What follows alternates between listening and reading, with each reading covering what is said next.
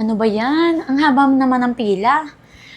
Kanina pa ako umaga dito. Ba't kasi wala akong makitang schedule man lang sa online? Haba ng queue.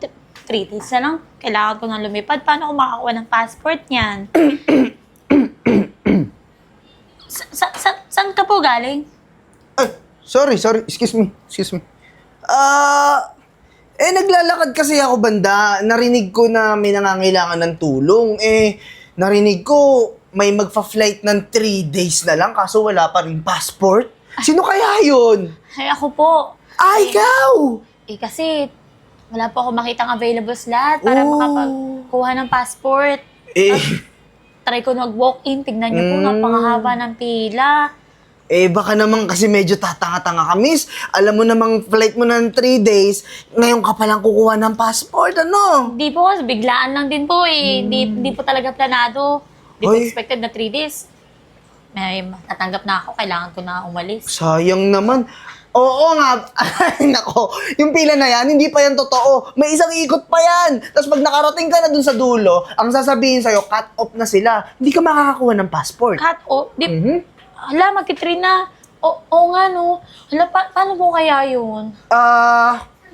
Kung gusto mo lang walang pilitan to. May kamag-anak ako dun sa loob. Asawa ko dun nagtatrabaho. Doon po? Oo, kaya naawa ako sa'yo eh. Gusto mo tulungan talaga kita. Bigyan kita agad ng passport. Kuha mo ngayon. Sige nga po, kailangan ko kasi. Kung hindi ko naman po kailangan, kahit pumila po ako dyan ng sobrang tagal, okay lang eh. Merong presyo kasi. Hindi naman ganun kamahal. 25,000 lang. Po? 25? 25,000?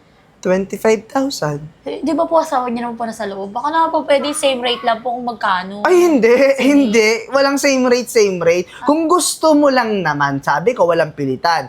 Pero, isipin mo na lang magkano plane ticket, magkano accommodation mo, magkano yung mga ginastos mo para makapunta ka sa abroad. Tapos mamimiss mo lang, hindi ka makakalipad kasi wala kang passport.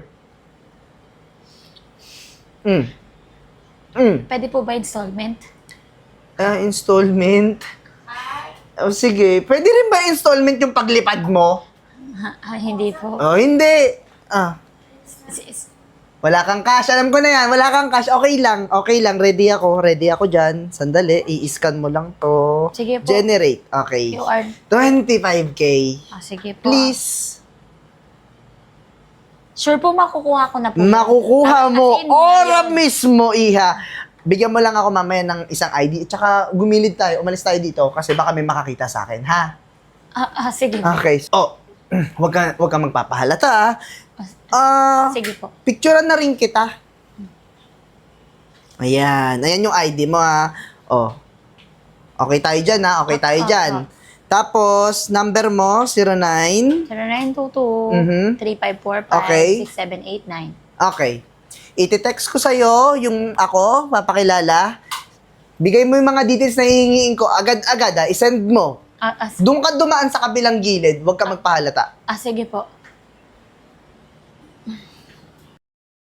Nasa'yo na ang lahat, baby ko.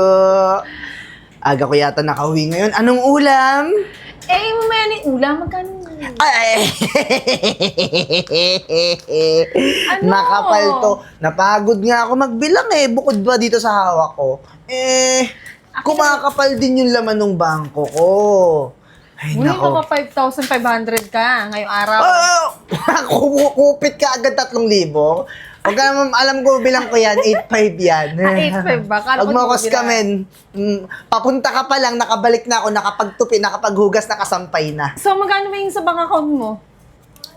30K lang. Ikaw talaga. Gano'n mo talaga. Alam mo, ang hina ng business natin sa Recto, Alam mo, may bago tawag yun sa mga racket mo, Recto Express!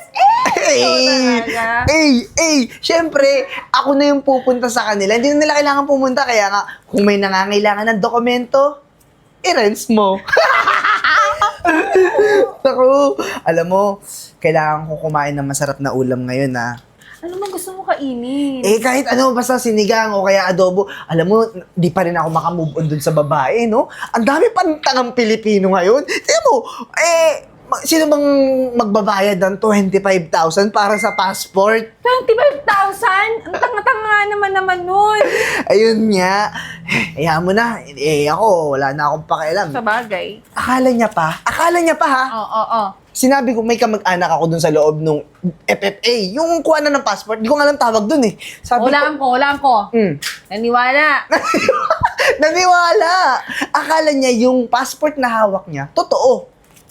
Ano Di niya alam ba? peke, pero mukha naman makatotohanan yung gawa ko. Yaman na. Ano ba, okay lang yun. The more na maraming tanga, marami tayong pera. So, anong gusto mo kainin bukod sa akin? Gusto ko ng finger licking good. Talaga na! Let's go! Next! Nako, ang ganda ba ng bansang pupuntahan mo, Singapore? First time mo ba? Opo eh. E di, medyo excited ka. Opo, excited po ako. Yung mga friends ko, nauna na. Sumunod na lang po ako. Nako, Bakit po? Miss Aryan? Yes po. Aryan Kilatan. Sad to say, peki ang passport mo. Po? Paano naman po nangyari yun? Nagbayad po ako ng 25,000 dyan eh. 25,000? Napakamahal naman ng passport na to. Opo, kasi po, nag-try po ako mag-book online. Magpa-schedule, kaso wala pong available slot eh. Pumunta po ako para mag-walk-in, pero sobrang haba po ng pila, tapos naabutan pa ng cut-off. Meron pong nag-offer sa akin, bibigyan daw po ako ng passport nang mabilisan po, magbabayad lang po ng 25,000. Kailangan ko po, kaya kinagat ko. 25,000, one day lang nila ginawa, ni-release. Opo. Peki to, ma'am. Hindi ko kayo mapapayagang umalis ng bansa na peki ang passport mo. Mas delikado ka pag nakalis ka ng Pilipinas. Alam mo, paano po kaya yun na nakagasos na po kami ng mga accommodation, airfare, tapos yung mga trip namin tickets sa kung anong pupuntahan namin. Hindi ako matutuloy. Alam mo, ma'am, isang aral yan sa'yo. Ang pagkuha ng mga ganitong dokumento, talagang doon ka kukuha sa dapat kuhanan. Hindi basta sa mga tao na hihingan ka ng 25K sa isang passport. Napeke ka, ma'am. Peke talaga tong passport mo. Hindi ka pa makakaalis ng bansa. Paano po kaya gagawin ko dito? Sayang, yung mga kaibigan mo nakaalis na. Gagawa na lang natin ng paraan. Tutulungan kita kung paano mahuli kung sino mga dapat gumawa niyan. Kung sino dapat managot sa pagkakagawa ng mga peking passport na yan. Sige po, maraming salamat po. Okay na po sa akin, hindi ko mabawi yung 25,000 ko. Basta mahuli lang po yung mga nanluloko ng tao. Kala ko po legit kasi sabi niya may kamag-anak siya sa loob ng FFA eh. Ang tagal ko na nagtatrabaho dito. Dito na ako tinubuan ng puting buhok. Sa hawa ka pa lang, sa hipo pa lang, alam na yung paso na, mga peking passport. O sige, ganito ang gagawin natin. Inabutan pa ako ng cut-off. Kailangan ko bukas ng passport. Paano ba to? Pambira naman, minamalas nga naman. Ano yun? Parang may naririnig ako kasi nangangailangan ng passport. Narinig mo? Sino kaya yun? Ako po, nangangailangan ako ng passport Flight mo na bukas. Oo. Narinig ko rin yun. Oo nga eh. Galing mo Oo. Naabutan ka ng cut-off, no? Naku. Pag bumalik ka bukas, 2 a.m. pa lang haba na ng pila dyan. Hindi ka makakakuha talaga. Bukas na din yung flight mo yata eh. Ganun ba? Tama ba? Bukas na yung flight mo? Oo, bukas na nga sana Maaga pa nga sana. Kaso parang hindi imposible na Aray mo, pakak. Naku, di ka abutin talaga. Anong plano mo niyan? Di ka makakaabot sa flight mo. Wala, importante pa naman sana yung lakad kong yun. Parang ika-cancel ko na lang siguro. Ano ba yan? Ay naku, sayang naman yung binayad mo sa mga plane ticket mo tsaka yung accommodation. Alam mo ba kung bakit ko narinig na kailangan mo ng tulong? Kasi andito ako para tulungan ka. Talaga? Seryoso Oo. ba? Tutulungan mo ako? Kasi kung di mo natatanong, yung asawa ko sa loob, doon nagtatrabaho. Kaya express kapag ka nakakuha ka ng passport sa akin. Tutulungan kita. Kung gano'n naman pala, di mapapabilis yung trabaho ko. Hindi ako mamumblema. O, di ba? Teka nga, magkano ba yan?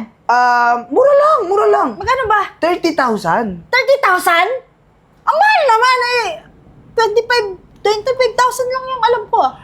Hindi. Kasi nagmahal na yung gas ngayon, kaya kailangan magtaas na rin ako ng presyo. Pero, hindi kita pipilitin. Kung ayaw mo kumuha, bahala ka sa buhay mo. Sayang naman yung flight mo, di ba? Yun nga kailangan ko paano? Sige na. 30,000. Wala bang Makukuha tawad mo yan? agad. Alam mo, ikaw na, bubuwisit na ako sa'yo, ha? Tinutulungan na nga kita para maabutan mo yung flight mo bukas. 30,000 lang naman. Sige na, 30,000 ha. Sabi mo Oo, ha. akin na. 30,000. Akin na yung bayad mo. Wait lang, maghintay ka. Tagal. Huwag mo papakalata, ayan. Wag Gusto mo yan? Gusto mo yan? Officer. Lakihan mo pa yung mata mo. Police. Chip. Sige, mauna na muna ako. Wait lang. Opo, Chief. Yan yun. Yan yun ang scam sa akin na peki pala yung binigay niya sa akin passport. Hindi tuloy ako nakalipad ng Singapore. Hindi ako yun. Baka nagkakamali ka lang, ma'am. Hoy, ano nagkakamali? Ano akala mo sa akin, ha? Di ako pinanganak kahapon, ha? Tsaka nag-iisa ka lang eh. Nag-iisa ka lang lalaki. Malaki yung mata na bigla-bigla sumusulpot na parang kabute para magbigay ng peking passport. Alis na ako. Ano alis? Hindi ka alis. Eto, di ba? Marami nang nakabang sa'yo dyan. Tinitiktikan ka namin. Nako, thank you talaga, ma'am, ha? Kasi nirefer kayo, pasabi na rin kay Miss Gina dahil nirefer niya kayo sa akin. Buti na lang may kamag-anak siyang pulis. Kunin niyo na po yan. Doon. Mabubulo ka sa kulungan. Manloloko ka. Ma'am, walang anuman. Kaligayahan ko rin yung madakip tong mga scammer na to. Isa pa, pumunta na lang po kayo dun sa police station. Magbigay na lang po kayo ng statement dun. Opo. Huwag ka nang tatakbo. May pasalubong pa nga ako sa'yo eh. Ha? Chip. Magreklamo ka pa. Huwag yan, ma'am. Baka pwedeng... Tara na. Sana inisip mo yan bago ka manloko ng tao. Alam mo, Ayaw. kailangan ko ng passport eh. Alis na. Ayoko makulong. Okay ma'am, sunod na lang po kayo. Maawa ka na sa akin. Tara na.